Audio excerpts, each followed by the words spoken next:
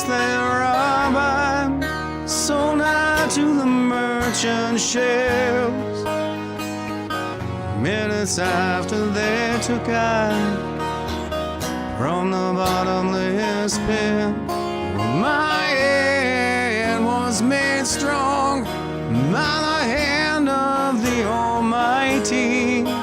We forward in this generation triumphantly. Won't you help to sing these songs of freedom? It's all I ever have. Redemption songs, redemption songs.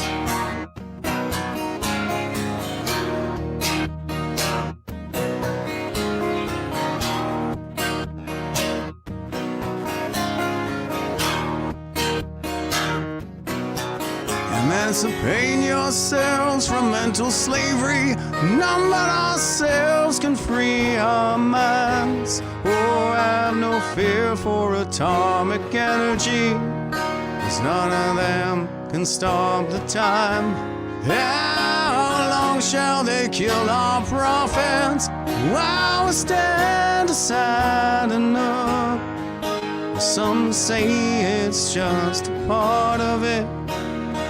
Got to fulfill the book. Won't you help to sing these songs of freedom? It's all I ever have. Redemption songs, redemption songs, redemption songs.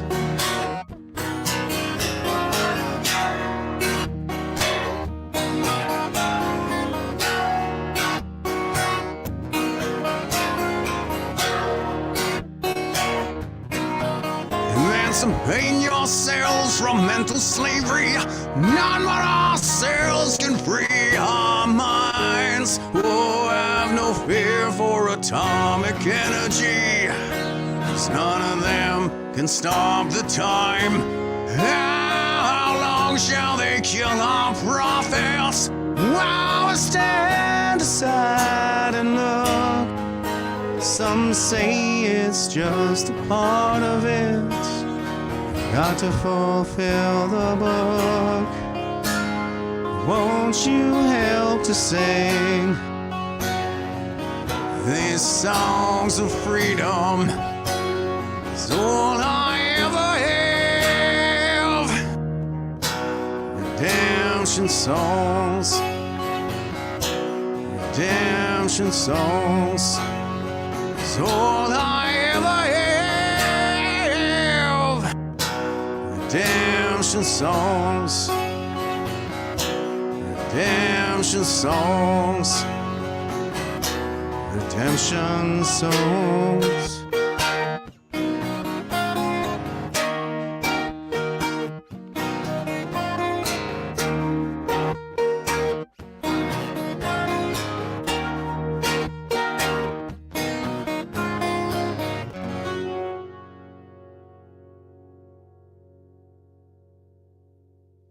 Hey, what's up, troops? The magnanimous Gen Xer male, Jeff Evely, back with you now on this 24th day of January, 2024. We got Eddie Cornell in the house, ladies and gentlemen. He is a co-founder of V4F and also a co-applicant for the federal court ruling that we just got there, the judicial review that we just got the ruling on from the federal courts with respect to the invocation of the EMA. And guess what? Surprise, surprise, it is unconstitutional.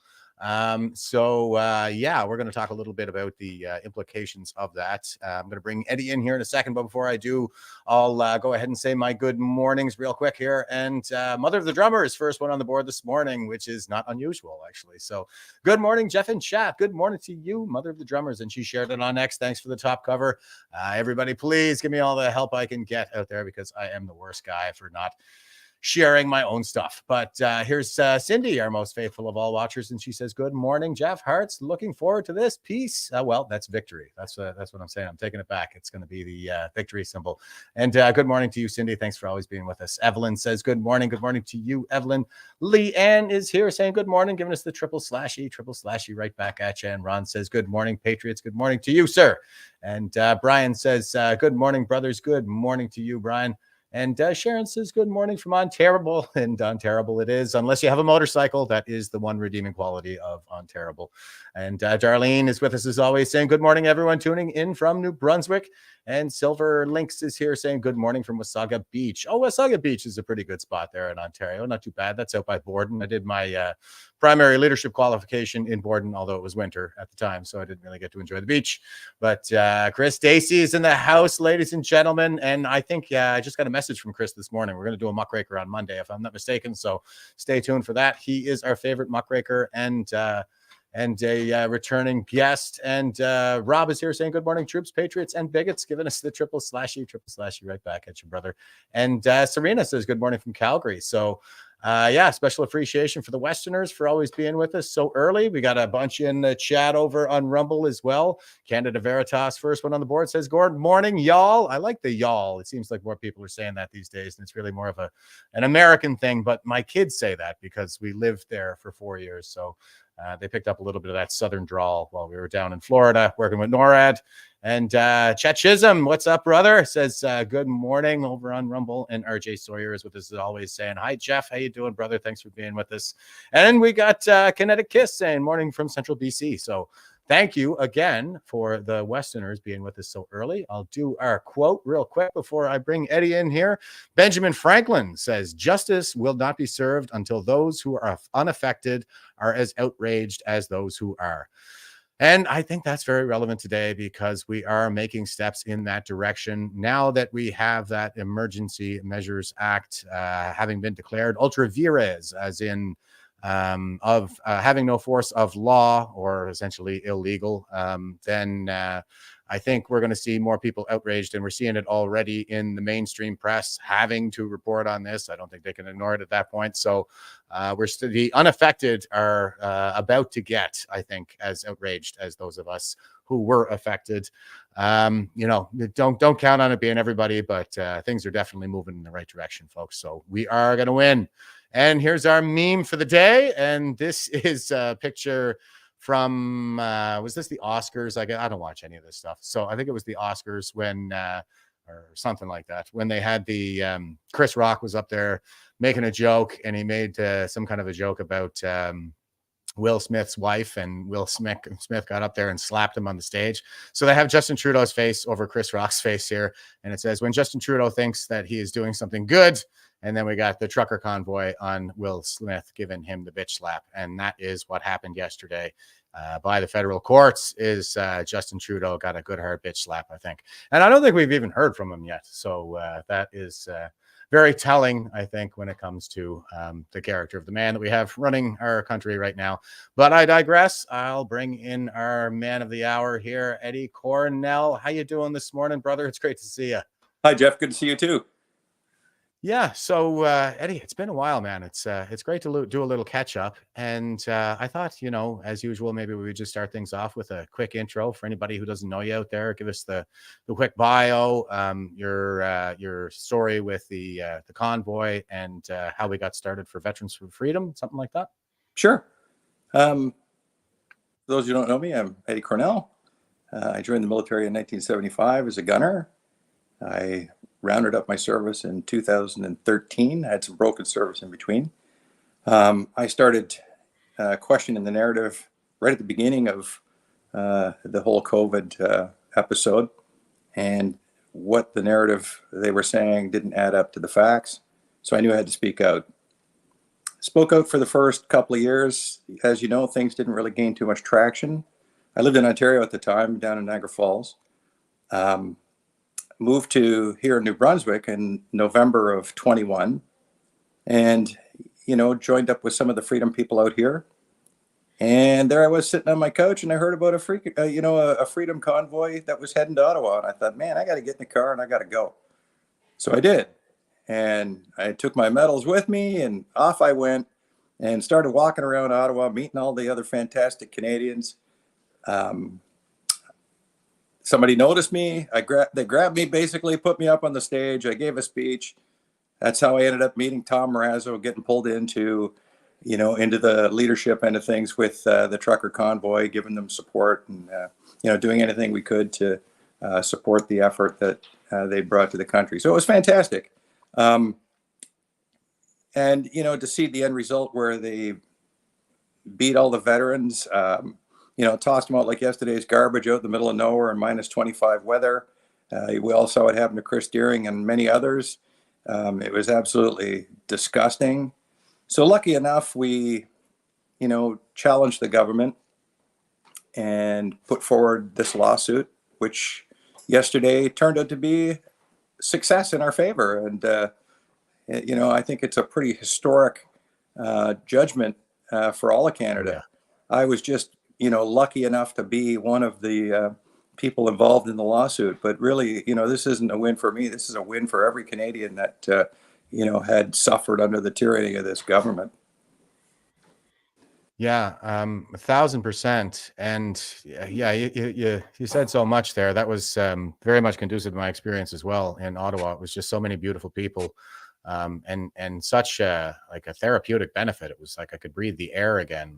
It's like, oh yeah, that's right. Like, we're Canadians. We're great people, and we're not these nasty bigots that we've been getting called for a number of years. And Chris Deering is also in part of the intro clip there, where they took him down when we were holding the line with the truckers, and he got transported to a parking lot on the outskirts of Ottawa with no phone or bathroom there or anything, and just dropped off, like you said, like yesterday's garbage. So and then veterans got drug off the monument at the end of it. So that was a really, really dark day for Canada.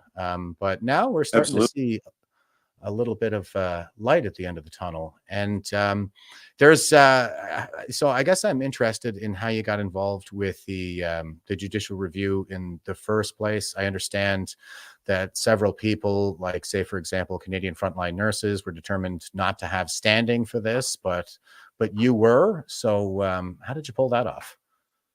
Well, like 280 other Canadians, I was one of the people that had their assets frozen. And, I guess because I was somewhat visible during Ottawa, I guess I was a great target for the government to impose this draconian measure on myself and, like I say, 280 other Canadians. And luckily enough, the legal team that was in place in Ottawa, we basically had a conversation. I said, we got to do something about this. And that's how it went forward. And it's been a long process. I mean, up until the announcement yesterday, it was basically radio silence in the country. One of the biggest court challenges in Canadian history. And there was absolutely zero coverage of this. But, looking back and reflecting on that, I think that's probably the better of the scenarios, because this ruling, came out of completely nowhere for most Canadians.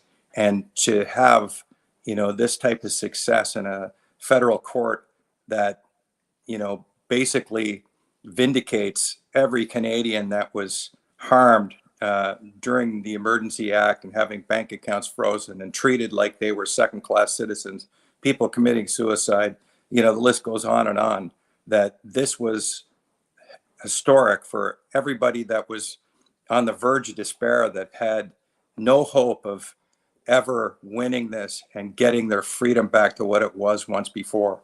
So I think that, sorry about that. I think this is, going to be the adrenaline push that we needed in, the country. I see all the trolls coming out online and trashing everybody and saying, we should have sent the army and crushed those people. And I mean, I don't engage with those people. They know nothing of what they speak.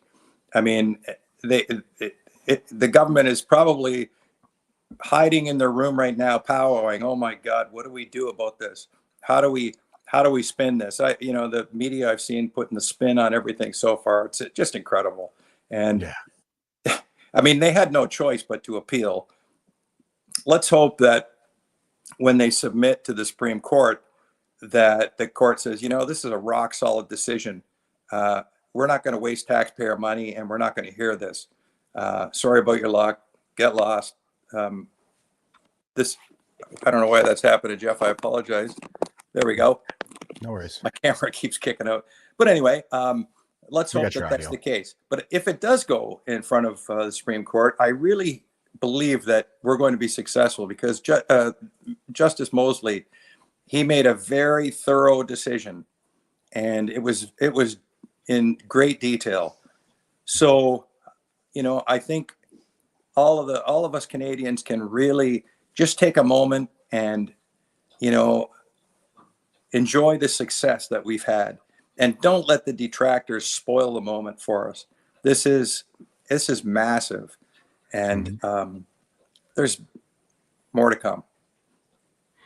Yeah, and speaking of the decision, I mean, I haven't had time to go through it all yet. Like you said, it's quite extensive. It's well over 100 pages, but a lot of that is also like the references, essentially. So they have a lot of the case law at the end. So I pulled it up here and I zipped down to the conclusion, and I thought I would just kind of give that a read. It's interesting. You go through it. And I saw some other stuff where they were talking about Diagolon, trying to establish a diagonal country and stuff like this. So it seems like a lot of the narrative kind of made its way in there, but in the end, he stood on the evidence. And well, here's the conclusion, folks. It says, at the outset of these proceedings, while I had not reached a decision on any of the 4 applications, I was leaning to the view that the decision to invoke the EA was reasonable. I considered the events that occurred in Ottawa and other locations in January and February of 2022 went beyond legitimate protest and reflected an unacceptable breakdown of public order. I had and continue to have considerable sympathy for those in government who were confronted with this situation. Had I been at their tables at the time, I may have agreed that it was necessary to invoke the act. And I acknowledge that in conducting judicial review of that decision, I am revisiting that time with the benefit of hindsight and a more extensive record of the facts and law than that which had been before the GIC, Government and Council, or Governor and Council. My preliminary view of the reasonableness of this decision may have prevailed following the hearing due to excellent advocacy on the part of the counsel for the Attorney General of Canada, and had I not taken the time to carefully deliberate about the evidence and submissions, particularly those of the CCLA and the CCF, their participation in these proceedings has demonstrated again that the value of public interest litigation, especially in presenting informed legal arguments. This case may not have turned out the way it has without their involvement, as the private interest litigants were not as capable of marshalling the evidence and argument in support of their applications. And I think what he's basically saying there is everybody should hire a lawyer if they're serious about this stuff. I have concluded that the decision to issue the proclamation does not bear the hallmarks of reasonableness, justification, transparency, and intelligibility, and was not justified in relation to the relevant factual and legal constraints that were required to be taken into consideration. In my view, there can be only one reasonable interpretation of the EA sections 3 and 17 and paragraph 2C of the CSIS Act, and the applicants have established that the legal constraints on the discretion of the GIC to declare a public order emergency were not satisfied. As discussed above, I have found that Kristen Nagel, okay, so there's a little bit on standing, and then they have some remedies. You're mentioned in here with the Cornell went further in their memorandum of fact and law to request declaration of the Emergencies Act is inconsistent with sections 91, 92, 96 of the Constitution Act. And he basically kind of says that it's already the 1982 Constitution. So they're not terribly worried about that. And the costs, I don't think anybody sought costs is essentially what he's saying, but the public interest litigants have not requested costs, and okay, blah, blah, blah. And then Cornell requested costs of their notice of application of having succeeded. And I think he says it's just not that much money. And you guys can kind of go to them. So the bottom line is that all of this stuff that was in dispute at the Emergency Measures Act inquiry where the bureaucrats and the ministers were saying that, no, we don't have to go by the legal definition provided in the Act of meeting the public order emergency definition provided in the CSIS Act. We can consider other factors and come to our own conclusion on this stuff. And this judge is saying, no, that is not the case. So that's a huge win, folks. And so, Eddie, what do you think are going to be, next steps? What's going to be the fallout of this, and where do we go from here? Well, first of all, we have to button up this case. There are costs involved. Legal fees aren't cheap. It's time is critical, and then that opens the avenue for basically taking the government to account for damages, and that's a big one, because everybody that was affected by this, the people that had their bank accounts frozen, it's basically up to this decision to carry it forward and get a ruling on that, so that the remaining people can either do possibly a tort or a class action lawsuit to the government for everything that has happened. I mean, people committed suicide because their bank accounts were frozen. I mean, you can't make light of this situation. It was devastating for some people because they gave $20, to the Trucker Convoy.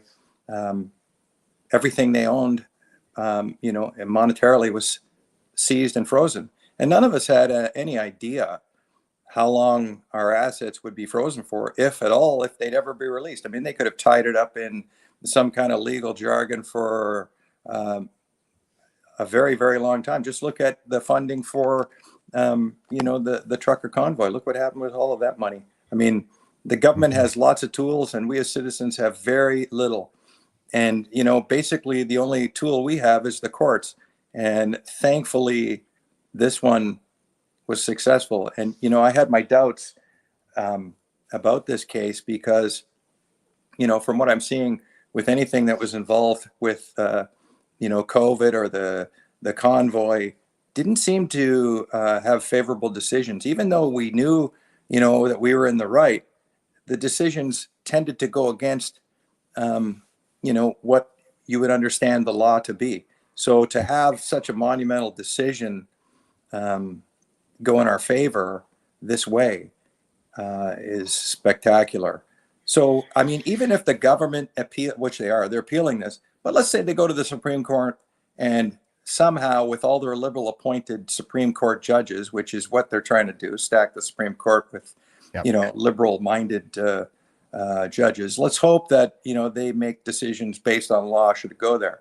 But let's go to the position where, let's say we aren't successful in the Supreme Court. We've already won in the court of public opinion. They can't take that away from us. This was a massive win for every Canadian.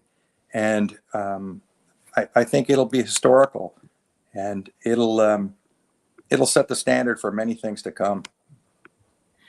And Susan is letting us know that Pat King still has his bank accounts frozen. That is just incredible. And you mentioned the Give, Send, Go. That's still frozen as well. Isn't that still in limbo? The as far as I know, yes. Yeah. Yeah. Just incredible. So hopefully this provides the legal impetus to have all of that remedied. And you mentioned that, well, of course, they're going to come out right away and say, we're going to appeal this because it's a matter of plausible deniability, I think, and they're hanging on as long as they can to that power because they're in a lot of trouble. So they are. Here's Deputy Prime Minister Chrystia Freeland, the Wicked Witch of the WEF, responding to all this. Here we go. So we are aware of the court decision. We have discussed it with the Prime Minister, with cabinet colleagues, with senior federal government officials and experts. We respect very much Canada's independent judiciary. However, we do not agree with this decision, and respectfully, we will be appealing it. I would just like to take a moment to remind Canadians of how.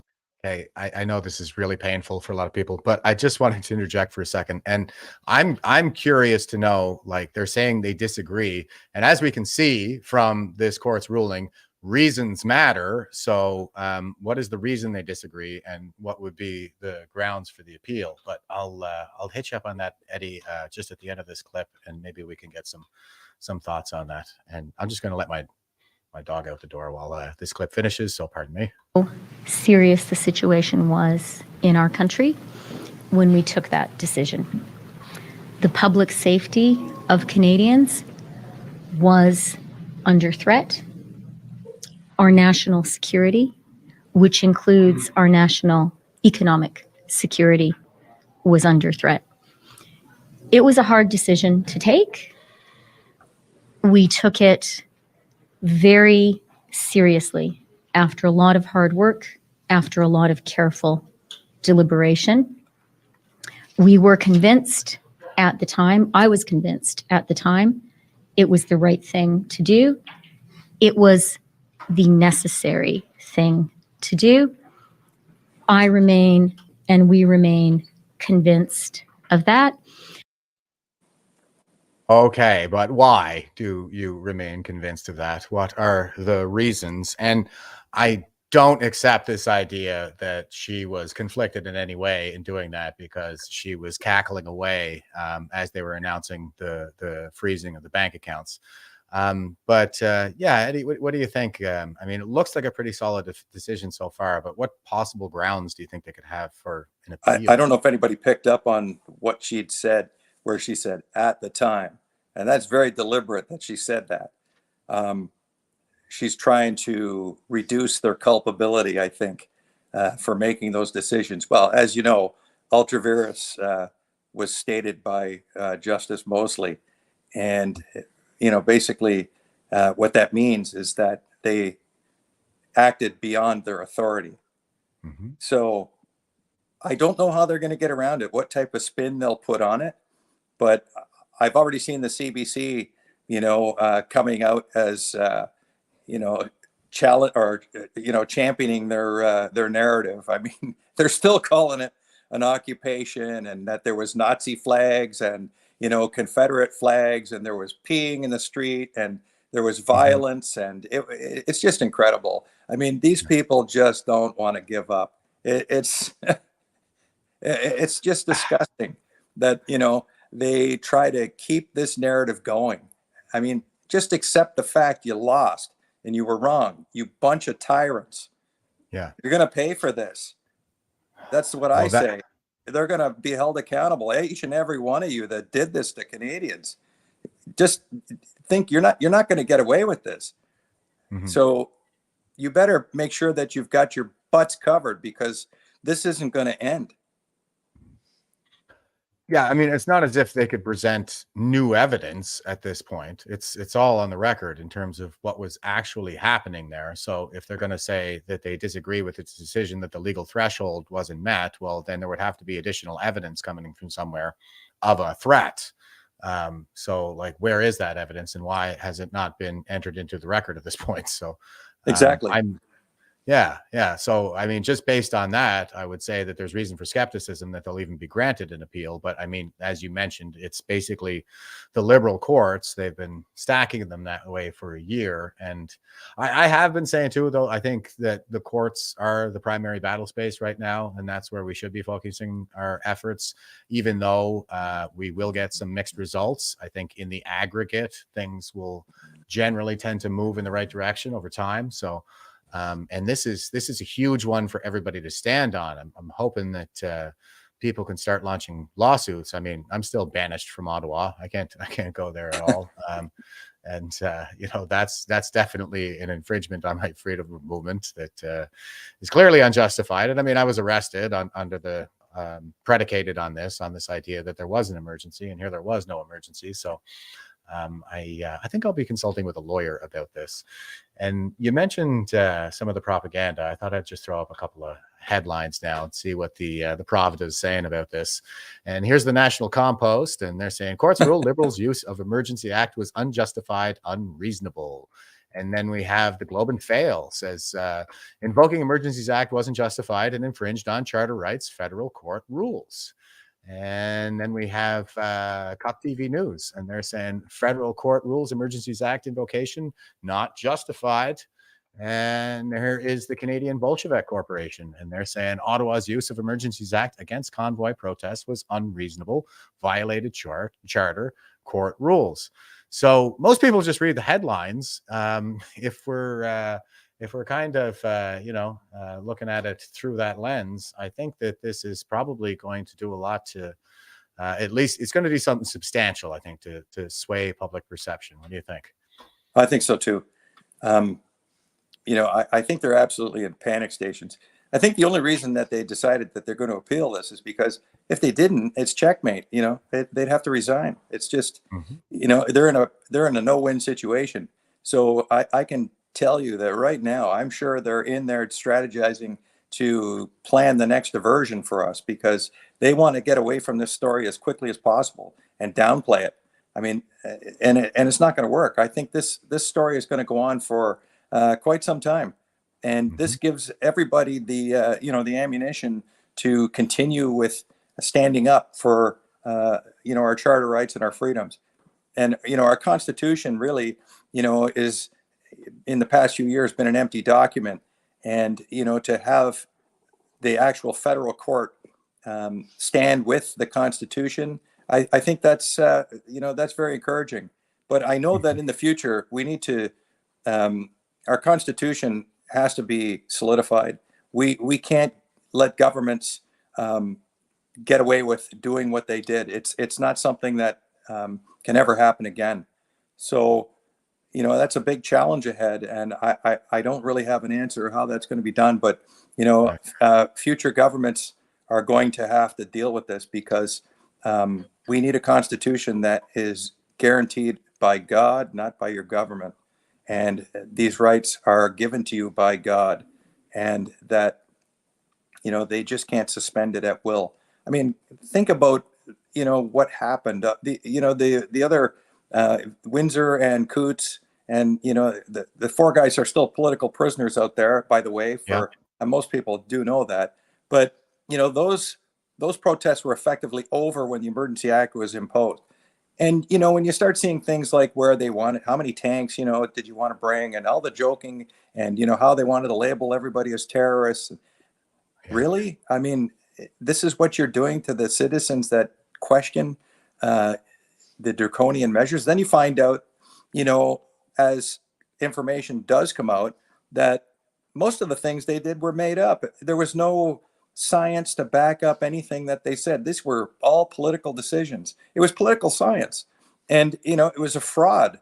And all the doctors that came out with information that contradicted the narrative, what they do, they shut them down, took their licenses away, suspended them, just demonized highly qualified doctors that were able to comment and make proper medical advice based on science. And, for the government to, spout the line of all of us Canadians, we're the fringe minority and we don't believe in science. We're often misogynist and racist.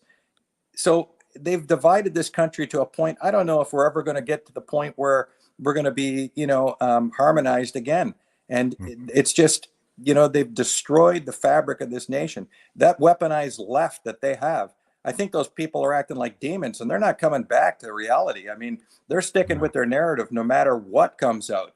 These people are out of their freaking minds. I mean, I see some of the comments that people say. I mean, they're just vitriol, and I can say, having been exposed to a lot of the people standing up for freedom in this country, I didn't see any vitriol or any nastiness by anyone in any protest against any other citizen in this country. It was always from the other side. So they should be ashamed of themselves. And at the Public Order Emergencies Commission, we saw the chief of intelligence for OPP actually said what was so remarkable about the protest was the absence of violence, something that size, and for such a polarizing topic. He said what was remarkable about it was the utter absence of violence. But speaking of violence, here is, I think, the interpretation of the word violence that they used in the invocation of the Emergencies Act. This is Brendan Miller questioning Interim Chief Steve Bell, Tinker Bell, at the Public Order Emergency Commission. Check this out. It's just a look back, guys. In your evidence in chief, you kept using the word violence regarding protesters, right? Yes. All right. And you've heard the evidence of Superintendent Morris already. You sort of touched on that. And he had stated that the lack of violence in Ottawa during the protest was actually shocking. So I don't recall that statement. All right. So is it fair to say that when you use the phrase violence, you're not actually describing any form of physical assaults, are you? Well, physical assaults do contribute to what I'm describing. I was specifically describing the violence that our community felt as a result of the culmination of actions that the occupiers engaged in.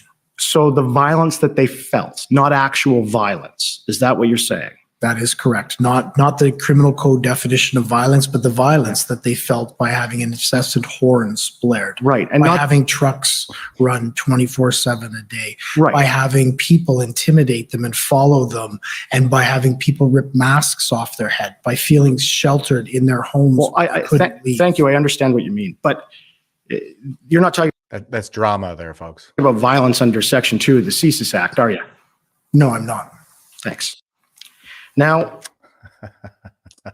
Thanks. I'd like to take. Sorry, very. I think very good job pinning him down on that one by Brendan Miller, and that was Tinker Bell. And don't forget, this guy was Ottawa Police Chief for like a day when they invoked the Emergencies Act and the police response came in. But he's not a chief, yeah, by the way, anymore. They didn't hire him. no, that's right. Like he was just a pawn in all of this. And I'm looking more to the people like what's the Ottawa City Mayor's name there that was involved? I know it, but yeah, I think he was probably the guy behind the fence they put up around the monument. And there's also like a couple others in the security, or not the security establishment, but the bureaucracy, like let's say Jody Thomas, for example. She seems to have her own way of thinking as well. Here's Brendan Miller, the Jody Thomas. Ma'am, you had just mentioned, and I'm glad you did, the rule of law. What's your understanding of the rule of law? That laws are obeyed in the country of Canada, provincial, federal, and municipal laws. Right. Yeah, I think what we really mean when we say rule of law is that we all live under the same rule of law, and as opposed to the rule of man. And she seems to think it means obedience. So I think that's very telling. And you agree with me that the rule of law applies to you, and it applies to the executive and the elected executive of the government of Canada?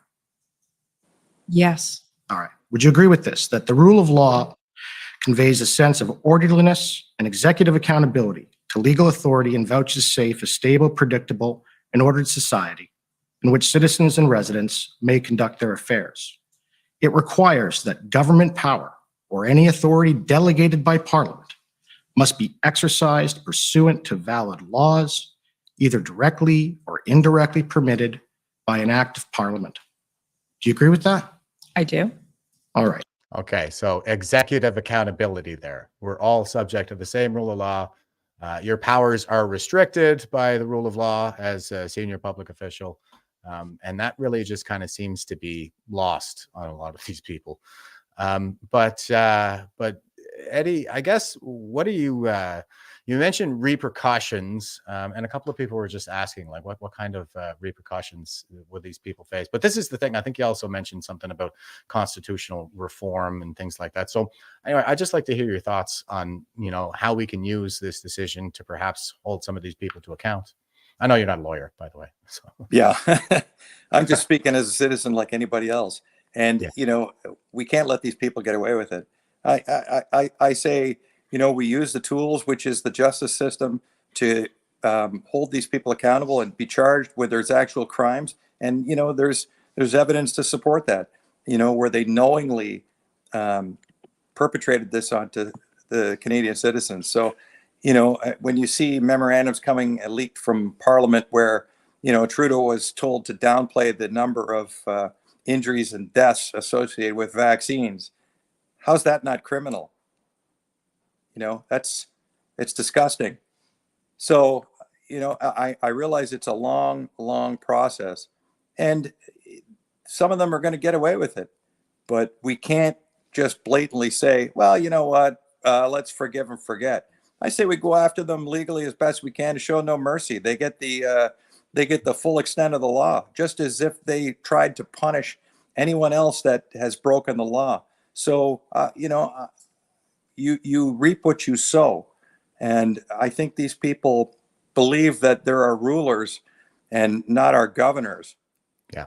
And they've lost sight of, that the citizens are the ultimate authority in this country.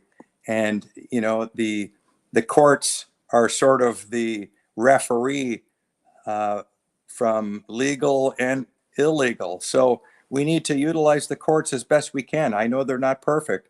And, people feel that the courts have been entirely corrupted. I'd like to believe that they're not. I know that some of the lower courts are politically motivated. I get that.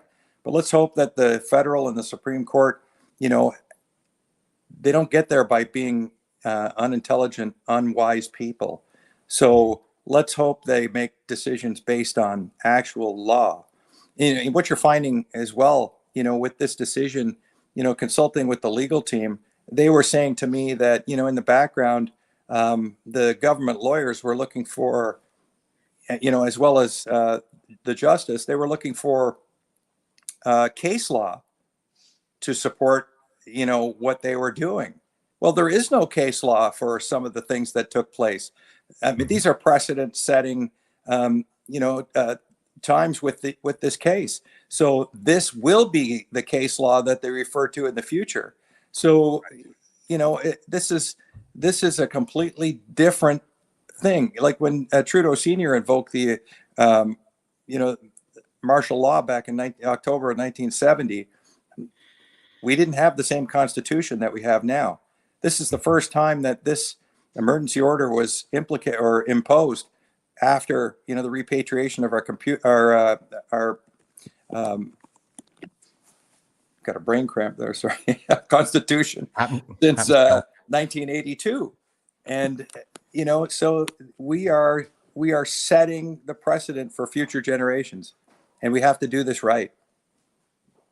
Yeah, we got to stand on guard for thee. It seems like not everybody really meant that when they sang it here in Canada. But absolutely. And the police. I'm so disappointed in our policing systems in this country. They chose their side. I know there's a lot of officers that support what happened, with or support people that are in the freedom movement standing up for Canadians' rights. But if they'd have stood up in the beginning, this wouldn't have even been a case that would have been necessary. All you had to do is say, hey, you know what? No, we're not doing this. This isn't lawful. Lawful and legal are completely different definitions. But people across the country have lost total faith in their police forces in every way, from the RCMP down right to your municipal police. I myself, I don't trust police at all. I'd like to say that, I would like to get back to the point where we can put faith in our policing. But at this point, I don't see it. Some of the draconian things they did to Canadians, not only at the Trucker Convoy, but during COVID, I mean, It's just unforgivable. And those guys need to be held to account as well. You know, when you saw them beating people in Ottawa that offered no resistance at all, and they knew they'd get away with it. They just knew. So they enjoyed it. And let's face it, they didn't bring the people that, you know, would have been more reasonable and had, you know, decent conversations about it. They brought the goons in, the guys that just wanted to go there and bust heads, and they licked their chops to get at people and beat women up and beat veterans up. And, you know, they enjoyed every minute of it, and they knew they'd get away with it. Well, we can't let them. They need to be held to account, each and every one of them, just like they wanted to do to us. Well, we're going to turn the tables on them, and we're going to make sure that they do get held accountable. Yeah, and I can personally attest to that as well. Like those guys who showed up in Ottawa, mentioning each other about how we would feel their jackboots when they got there. Straight up, well-dressed band of thugs. I saw them beat women. I saw them beat veterans.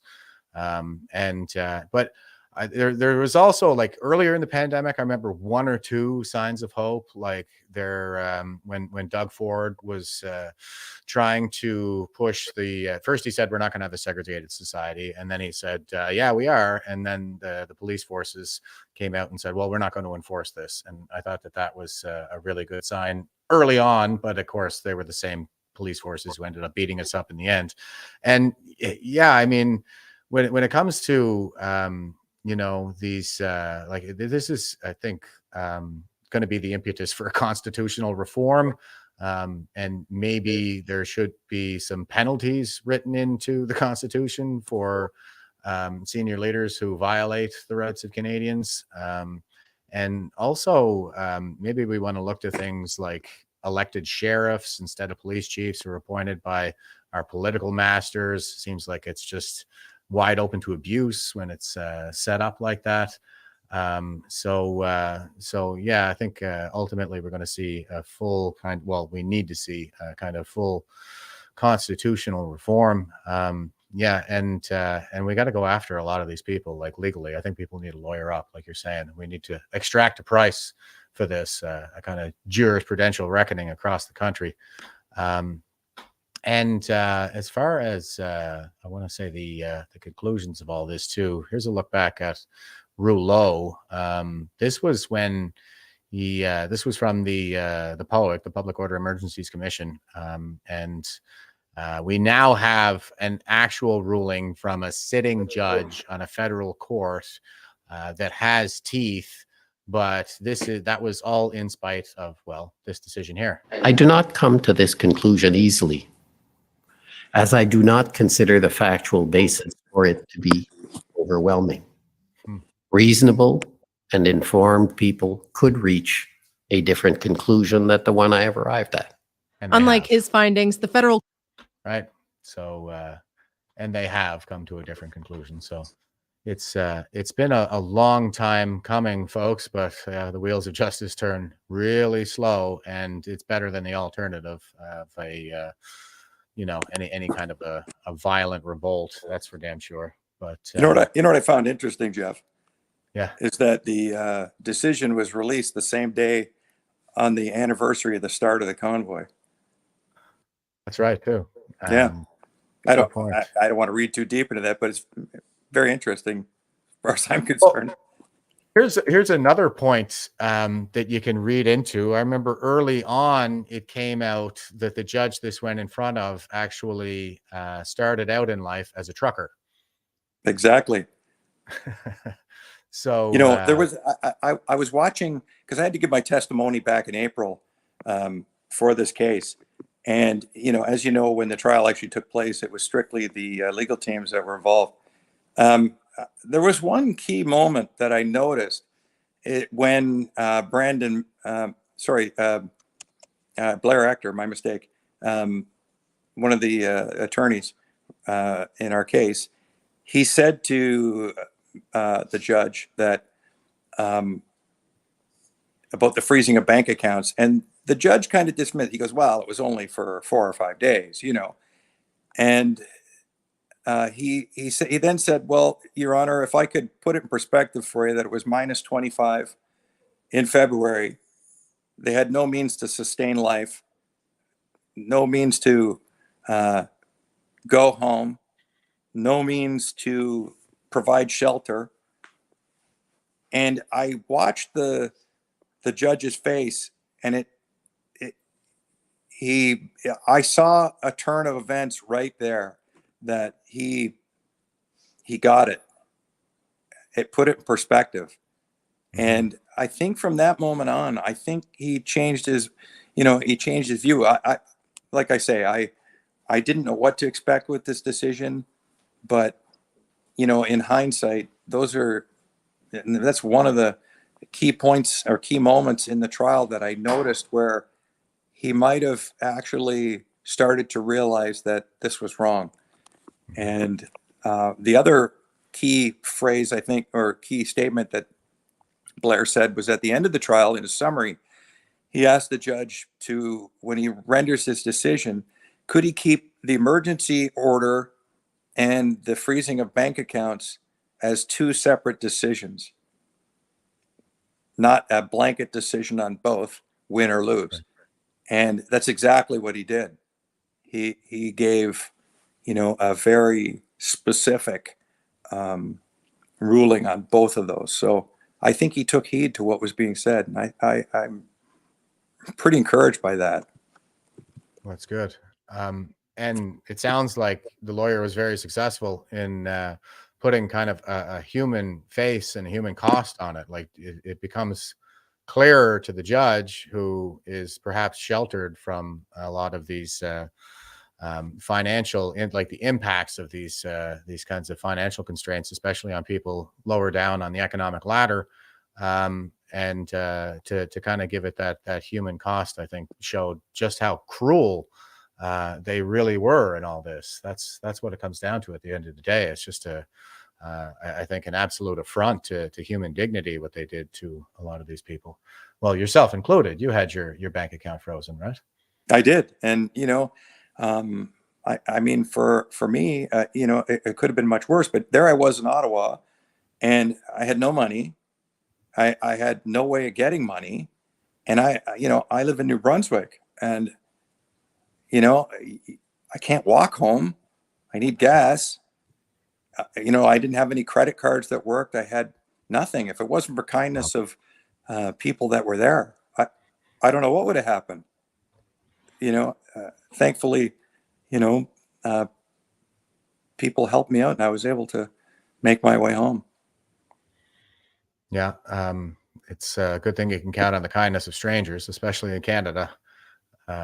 But yeah, just absolutely atrocious, I think, what happened here. So there was the freezing of the bank accounts. There was the tossing of the veterans to the outskirts of Ottawa, and the widespread assaults.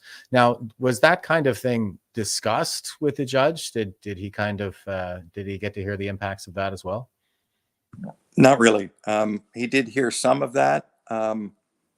It didn't go into great detail, but they did say how people were basically driven around in vehicles for a couple hours, processed, and then taken out to a holding center outside of town and dropped off in minus 25. Mm-hmm. And just think that that is possible in our society, that they could do that to Canadian citizens in the dead of winter. I mean, it's beyond comprehension. People, I mean, they could have died out there. Mm-hmm. And they had no means of contacting people, no means of transport. Some weren't even dressed properly for the type of weather that they're experiencing out there. So, I think there's a bigger picture that has to be kept alive, of what peripheral stuff people experienced during COVID, and especially during the convoy. We can't let them dismiss it. And the way I look at it is, this case, I'm sure I was one of the participants, but it's not about me. This is, I just happen to represent all the Canadians that suffered under the tyrannical orders of this government. So, you know, it's my duty to carry this through and fight for everybody that stood up against, you know, tyrannical orders and a tyrannical government. So that's what I'm going to do. I mean, I'm never going to give up, and I need to carry this to the finish line, because I know people are counting on us. You know, Vincent Gerses was the other person that was given standing, and we need to carry this through, and, you know, make sure that all of those other people that suffered way more than we did get the justification and the reward that they need for what, you know, they suffered through in the past few years. So, you know, it's a huge weight, and I'm very honored that, you know, I'm in a position where, you know, I get to be representative of the people, and I won't forget it. I won't forget who I'm standing up for. It's not hard to tell how Mr. Cornell ended up being a Medal of Bravery recipient there, folks. I think that now is probably a more opportune time than any for everybody to kind of marshal their courage. They should be emboldened by a decision like this. And hopefully we can stand on that decision and get some accountability through the courts. I know I'll be reaching out to my lawyer about this, because I'm a two-time war veteran who was banned from the National Cenotaph. So we'll see if we can get some kind of remedy to that. And, you know, we don't call them petty tyrants for nothing. It's just astonishing what they've inflicted on Canadians. And here's what it was all about right here. This is Brendan Miller versus Jody Thompson again. The CSIS had assessed the anonymity of the online space allows individuals to post commentary that they would not normally say in public. Many of the posts in this space are best articulated as shit posting. Confirmation bias. Strategic analysis must be driven by direct evidence collection and assessments, as opposed to a reliance on social media posting, lacks context, and where the poster bias may not be considered. So that had been given to you by CSIS. And do you not agree with that?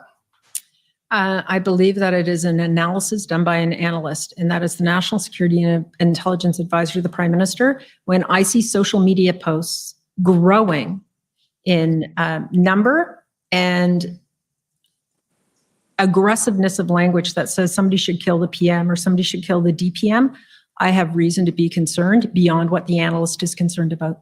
Okay. So she knows better because she's in charge. She's the analyst is a lower rank and therefore a prole, I think, from her perspective. So I'll let him continue a minute longer. I'm just going to run over very briefly what I understand your position is, and your position as National Security Advisor. I've managed to find the policy with respect to your position. So if you can agree with the following, this is what you are to do. The National Security Advisor to the Prime Minister and Associate Secretary to Cabinet assists the clerk and provides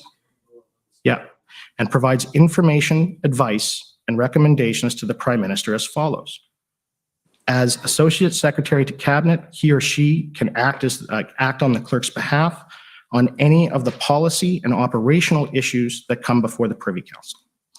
As National Security Advisor to the Prime Minister, he or she ensures the effective coordination of Canada's security and intelligence community, and together with the Deputy Ministers of National Defence, is responsible for the communication security establishment. The National Security Advisor also oversees the provisions of intelligence assessments to the Prime Minister, other ministers, and senior government officials. The National Security Advisor to the Prime Minister is supported by two secretariats via the Foreign and Defence Policy Advisors to the Prime Minister, Security and Intelligence, and International Assessment Staff. That's what your job is. That's an old version of the job description. There's been some changes to it since then, but sure. Right.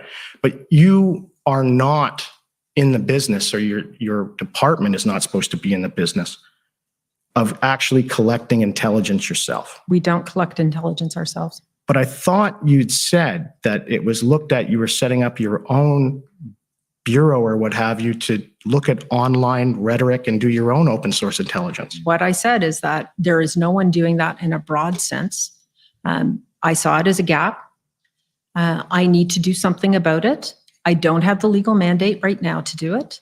The OSINT document you saw previously is all obtained through legal means as an analysis. What we need is we need a unit in PCO or public safety that is more akin to the Foreign Intelligence Assessment Unit that takes covert and overt information and makes assessments. We don't have that domestically. It is a gap. I don't have a solution for it yet, and I won't be the sole person who decides whether it happens or not, but it is something that we need to look at, and I'm exploring. That's my job. Why would you need that outside of the civil service, who are governed by legislation that collect intelligence? It would be part of the civil service, just like the Foreign Intelligence Assessment Unit is part of the civil service. Right. But the Foreign Intelligence Service, like the International Assessment Staff and Foreign Intelligence Service, you had the information from them, I take it, when the cabinet made this decision, did you not? They were assessing foreign intelligence, not domestic intelligence. And domestic intelligence was being assessed by the RCMP. Who assess also foreign intelligence. Right.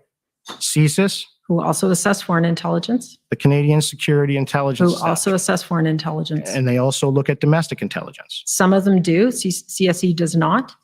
So just as those units all have mandates to collect and do some assessment, we see that raw intelligence and we make assessments of it on the foreign side. I would like an equivalent on the domestic side. I don't have that now.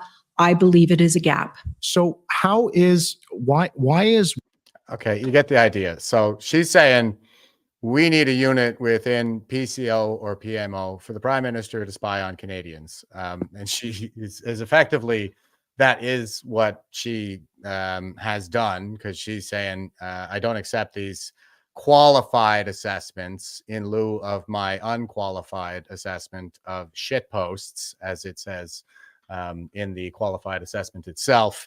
And yeah, this I think is indicative of just how far we've fallen at the highest levels of our institutions. Like there's probably a really good reason why PMO doesn't have its own spy agency to spy on Canadians. Like that would be a terrifying prospect. What do you think, Eddie? Well, I think if they could, they would. No doubt about it. You know, I think something that needs to be said is that Jagmeet Singh, who's propping up this Liberal minority government, I don't know if you saw the posts that he reluctantly supported the imposition of the emergency order.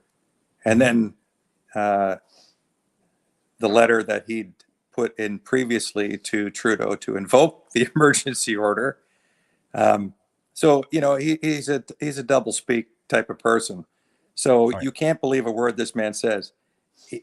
History is not going to be kind to him. He needs to remove his support for this prime minister now. I don't see how he can prop up this government any longer, given yesterday's decision. From this point forward, him propping this government like he does, it just shows that he's an enabler and he's in it for himself. He's not in it for Canadians.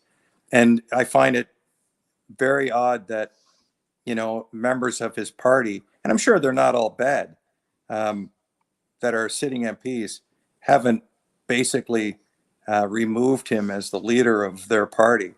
I mean, this has to happen. This guy is allowing this government to do all of the things that have happened over the past few years to this country. And, you know, saying that he criticizes Trudeau and that, you know, he doesn't. He's a bootlicker for Trudeau, nothing more. He might, I mean, he's another wing of the Liberal Party. So I think history and, you know, the reflection of history on him, I think will be equally as bad or worse than Trudeau, because he's the person that allowed this to go on. That's it. I mean, what more can you say about this guy? It's just, it's disgusting. He's an enabler. Yeah. Absolutely. So anybody that votes for that guy, I mean, I cannot believe that this guy will survive the next election. Let's hope not. I think our party system in this country is broken.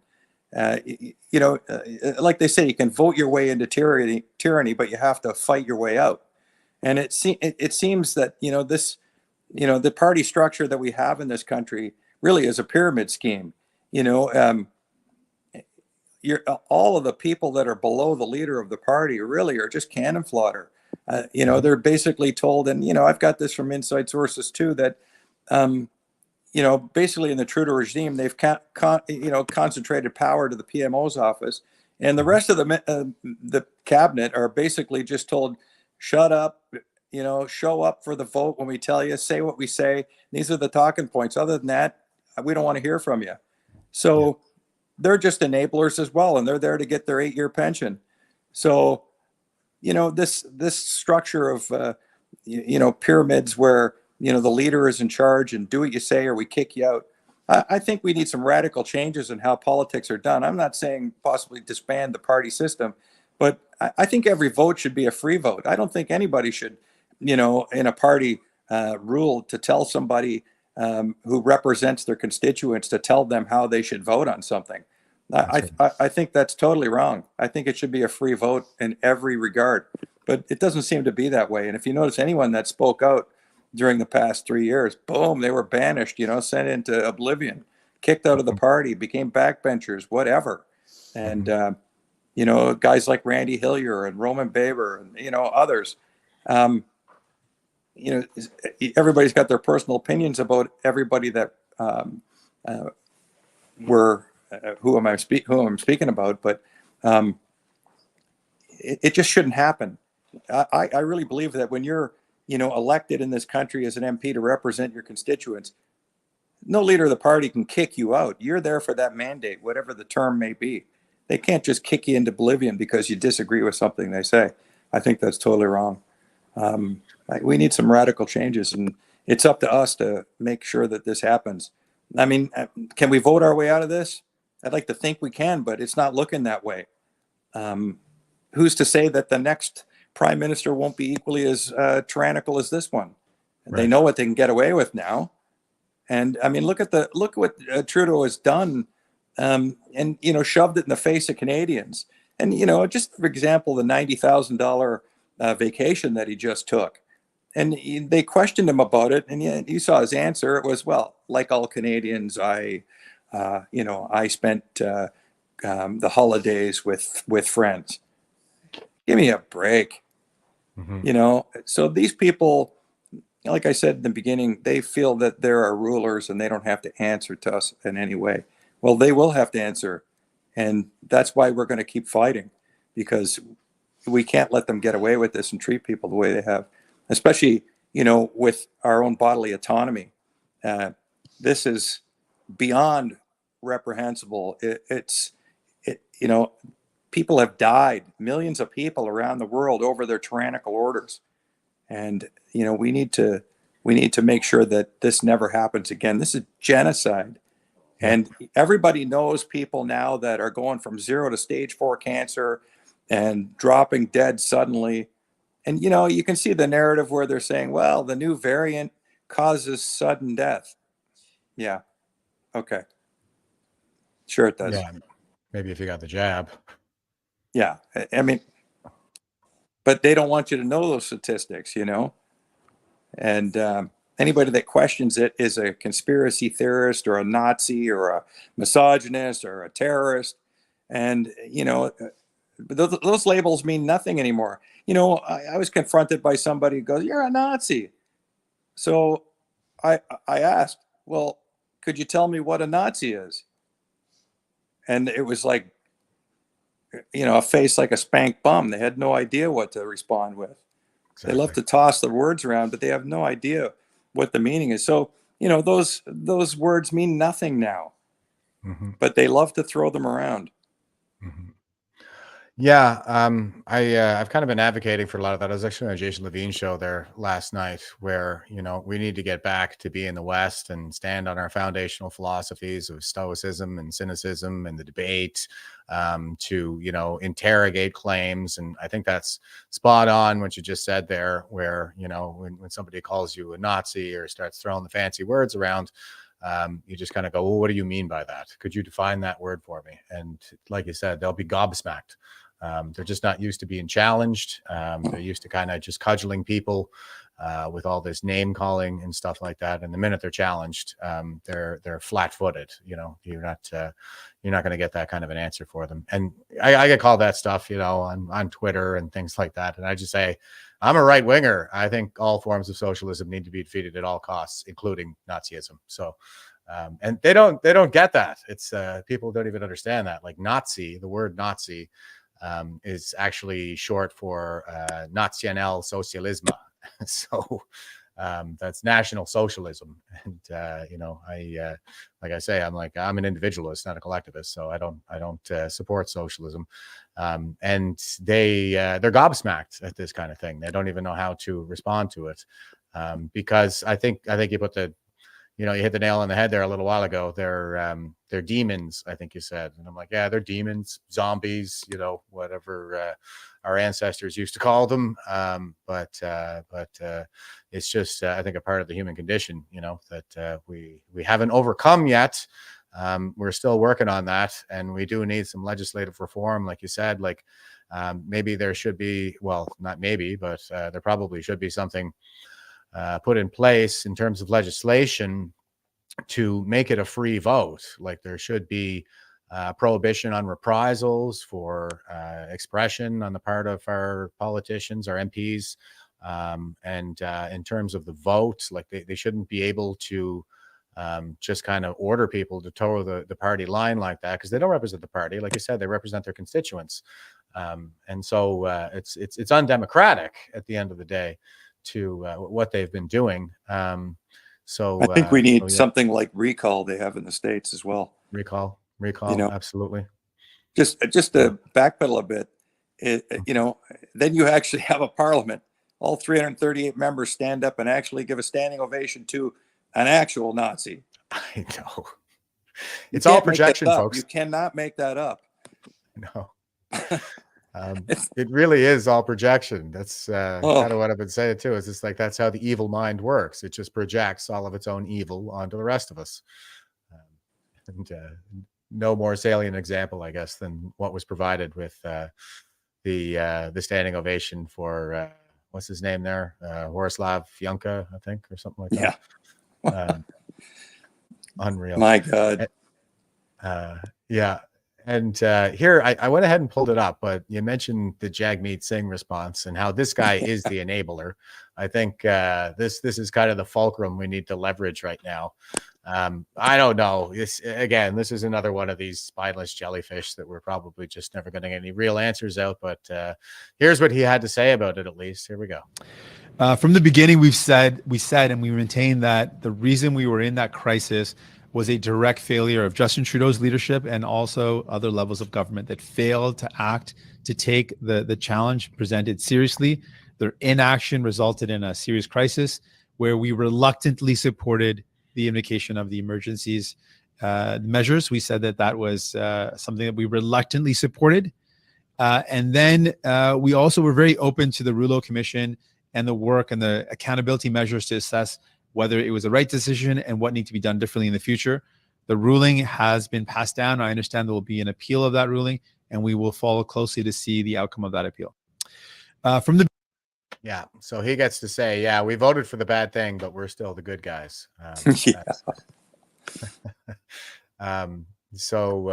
Yeah, man. I mean, recall legislation isn't even the word. That's an absolute necessity, I think, at this point. It's a matter of the survival of our democracy, as we can see.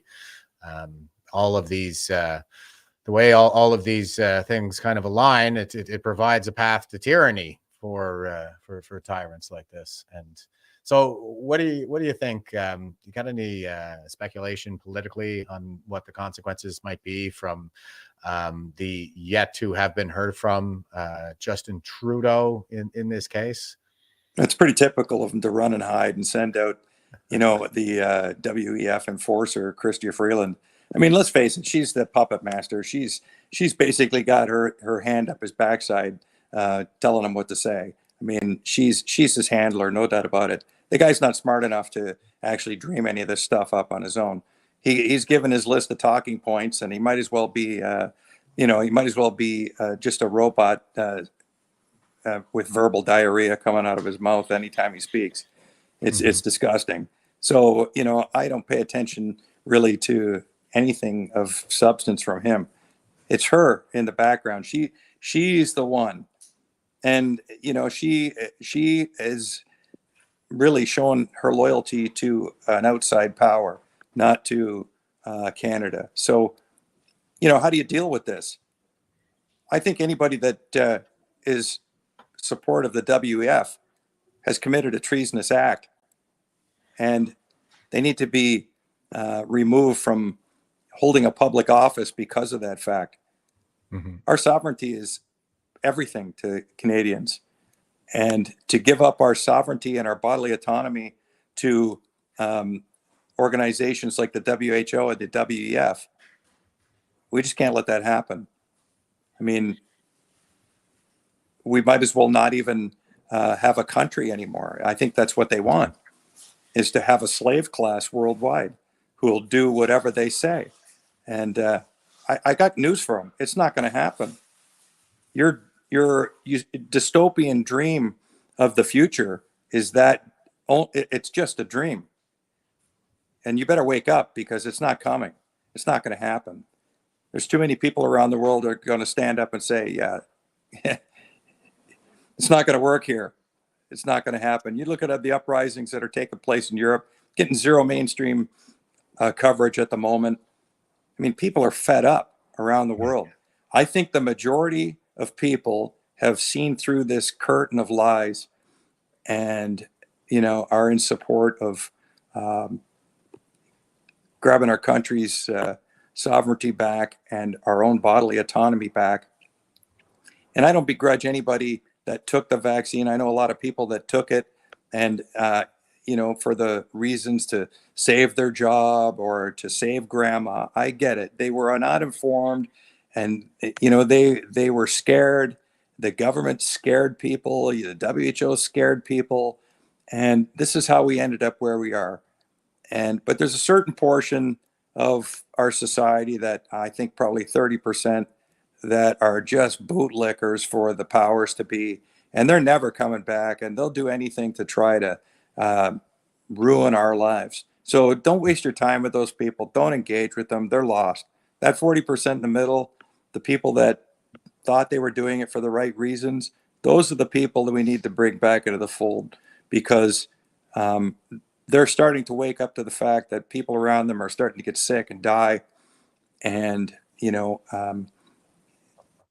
they're having a very hard time realizing that this was an intentional thing that's happened to everybody around the world with this rollout. And as more information comes forward, we're going to expose these people. And, if I could say one thing, Jeff, I like to say this, that people out there that have information that is important to come forward, we need whistleblowers. I know it's fearful. I know that you're afraid for your job, your safety, all kinds of different things, intimidation, but now's the time to speak up. You need to let this information come out so that we can, hold these people accountable for what they've done. This is information we need. So if I'm talking to nurses, doctors, police, anyone that's got information that is vital to prove our case of what went down in the past 3 years, it's time to step up. I hear NCI round 2 is coming up, actually. So if you haven't heard that before, look it up and see about reaching out, getting involved, getting your story on the record. And yeah, I think you just kind of alluded to the fact that most people, they didn't get vaccinated against COVID. They got vaccinated against unemployment.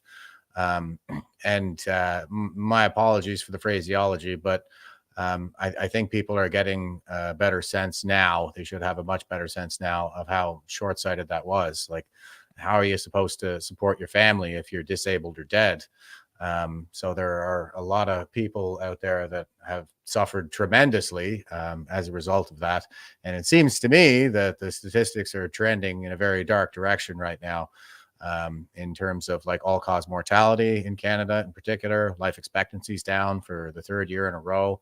I was just I was in court there on Monday for a judicial review I filed with respect to the climate lockdowns they imposed in Nova Scotia during the Nova Scotia arson attacks. They're not wildfires.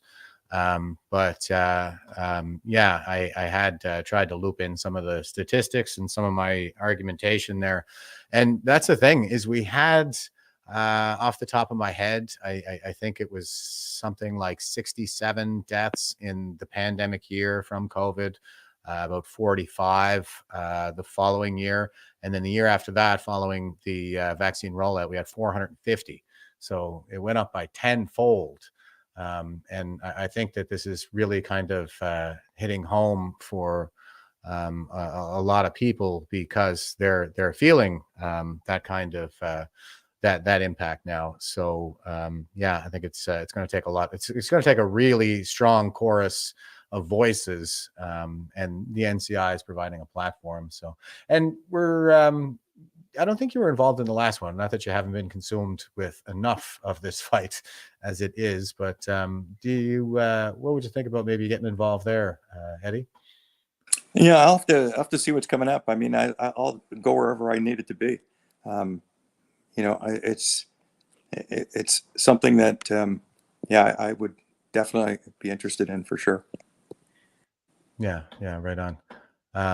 Yeah, so I think that's where things need to go. And you mentioned the protests that are going on in Europe right now, and I do kind of think that all eyes are on Europe, or at least they should be at the present moment, because they have their own farmers' rebellion going on in Germany. I mean, the streets of Berlin are absolutely swamped. And they have the Dutch farmers and the Polish farmers joining in on that as well. Truckers joining in. So Europe is really kind of coming to Berlin to do this protest.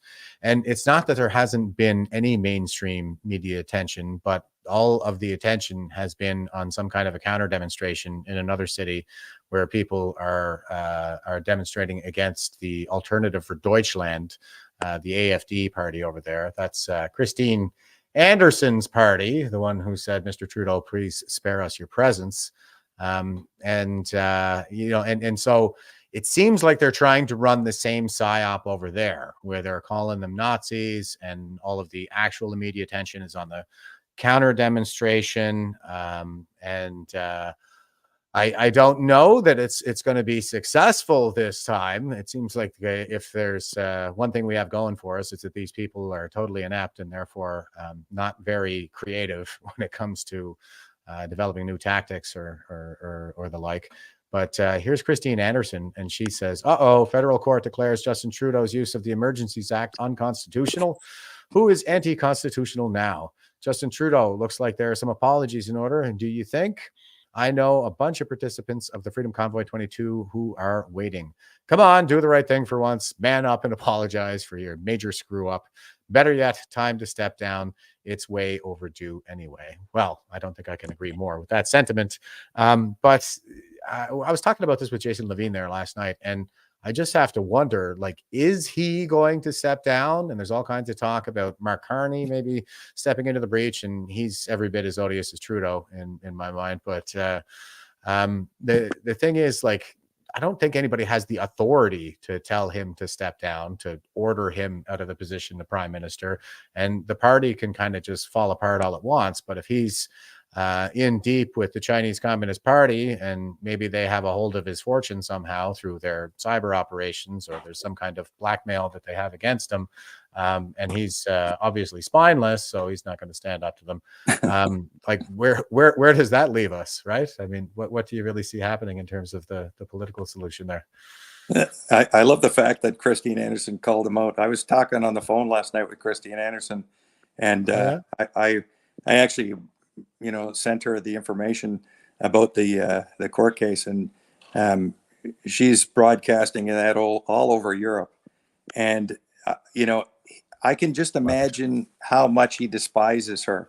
And she's a fierce fighter and very outspoken. So, yeah, I think Trudeau is going to stay hidden for a little bit. I don't think he really knows what to do. He's a narcissist to the extreme. He's not going to step down on his own accord. And this is my prediction. It is just me. And tell me what you think. I've said this for a long time. I think he's waiting for his office to be finished with United Nations or the WEF, and he'll probably come out as a bisexual or as a homosexual, and he's going to be the LGBTQ plus an alphabet beyond that ambassador for the world. And that's going to be his new gig. And it'd be rainbow socks every day. Oh, God. I mean, vomit. That's how I feel about that.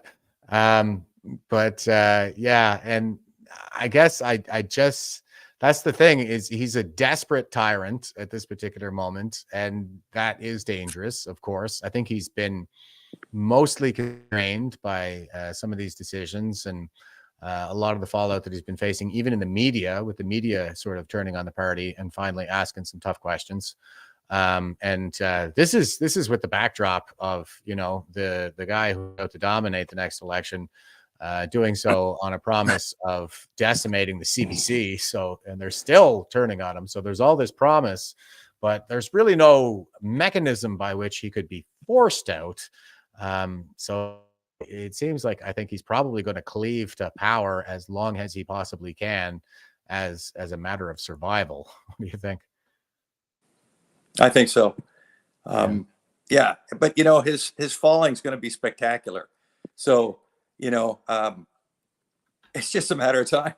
So it's not going to happen soon enough. But mark my words, it will happen, and it'll be spectacular. And that'll be a day. I think we should make it a national holiday one day. That this was the day that our tyrant left town, and it's so. The States has got Martin Luther King Day. I think we should have, the dictator of Canada, Justin Trudeau, as a national holiday. Yeah, I think that'd be a great idea.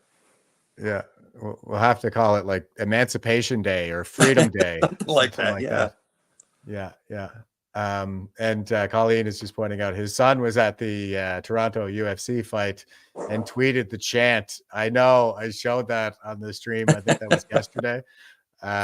So we had the UFC come, and there was the press conferences were wildly entertaining to have some really based guys fighting back against the woke press.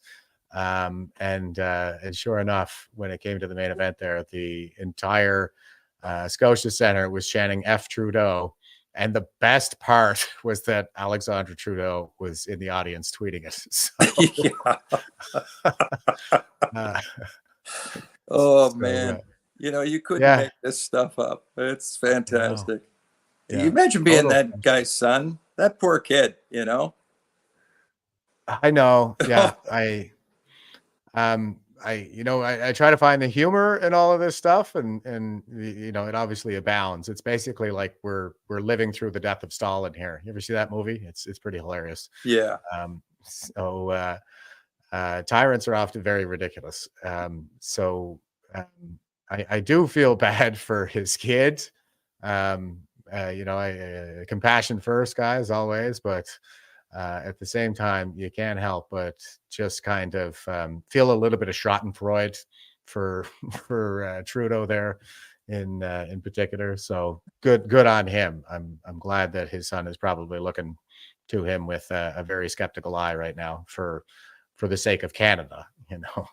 It's unfortunate that his kids are in such a position, but man, oh man, there's a hell of a lot more at stake right now than one person's personal feelings. That's for damn sure. There sure is. Yeah. All right, Eddie. I thought maybe I'll just hand things over to you for last words and final Okay. thoughts here before I let you go. I appreciate you coming on and being so generous with your time. That's my of course, pleasure. but by all means, go ahead. I just want to say to everybody that's listening that, let's just enjoy the moment. This was a spectacular win for all of Canada, and we were vindicated, and they can't take that away from us. The press and all kinds of online trolls are going to do whatever they can to try to downplay this decision. It's massive. So, keep the fire going, pass the information around, and let everybody know that might not be aware of what's taken place, that we won. And that's historical. And all of you were part of something bigger than yourself. And the strength that we've shown over the past 3 years, you need to be very proud of yourselves, because you didn't give up, you didn't run away, you stuck with it in spite of an overreach of government trying to push you into submission. Finally, we've got a shot in the arm that gives us the adrenaline rush that we need to keep going. So congratulations, everyone. And thanks for holding the line, and bigger and better things to come. Absolutely. I feel like the cup is a little more full now, having had this win, and it's really great to have you on so we can celebrate this victory. I know they're talking appeal, guys, but again, why? Why would they be granted an appeal? I have no idea. But we'll see. We'll see what happens. This is definitely a win, and we got to celebrate all these victories as we go. It's still going to take some time before we turn it around completely, but this is a massive step in the right direction. And we have, of course, Eddie Cornell to thank for that, among everyone else who would have been involved. But thanks, Eddie, for your continued service to Canada, brother. It's really fantastic. Thanks. All right. A couple of comments. We got Stephanie that says, thank you, Eddie. And Colleen is saying, again, thank you, Eddie. You and your team. Exactly. Eddie and his team. Thank you so much. And Christine is saying, amazing win. Thank you, Eddie. And Serena is here saying, thank you, Eddie. It was a beautiful day, January 23rd. Here's Janet saying, thank you, Eddie, for all you do. Cindy saying, thanks, Jeff. Hearts, great show today. Eddie, much respect and giving us the flex. Darlene says, great live feed, Jeff and Eddie. We have a great win for sure. Triple hearts.